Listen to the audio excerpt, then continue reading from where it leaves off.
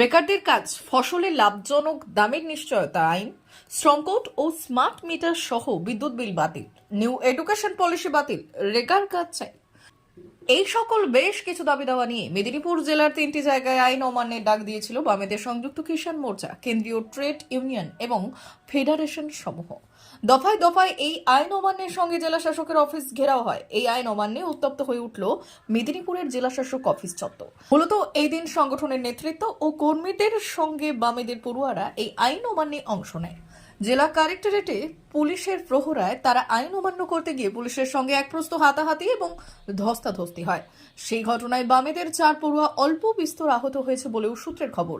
এছাড়া এই আইন অমান্যে বেশ কিছু পুলিশ কর্মী হাতাহাতিতে জড়িয়ে পড়েন। আন্দোলনকারীদের মারতে দেখা যায় তাদের এক প্রস্থ।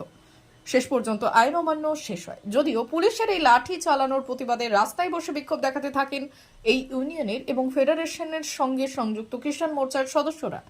এই দাবিতে আমরা এই আন্দোলনে এসেছিলাম। এছাড়াও নিউ এডুকেশন পলিসি তার বাতিল করার দাবিতে আমরা এসেছিলাম। এছাড়াও 240 টাকা দিয়ে ফিস নেওয়া হয়, আমাদের কাছে প্রমাণ আছে অতিরিক্ত ফিস নেওয়া হয়।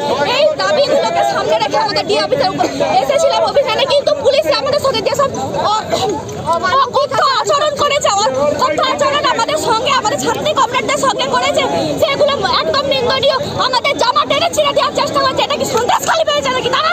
এই ঘটনায় নেতৃত্ব এবং কিষাণ মোর্চার সদস্যরা পুলিশের বিরুদ্ধে তীব্র ভাষায় ধিক্কার এবং ক্ষোভ উগরে দেন। বিক্ষোভকারীরা বললেন,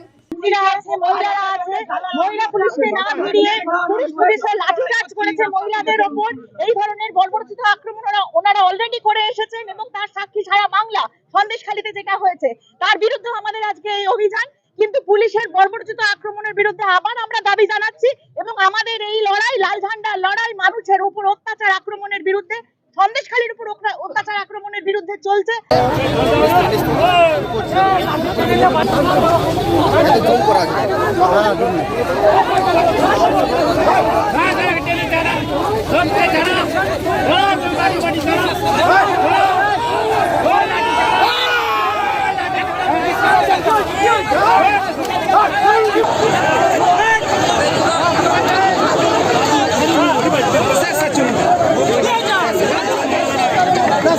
ডি নিউজ, মেদিনীপুর।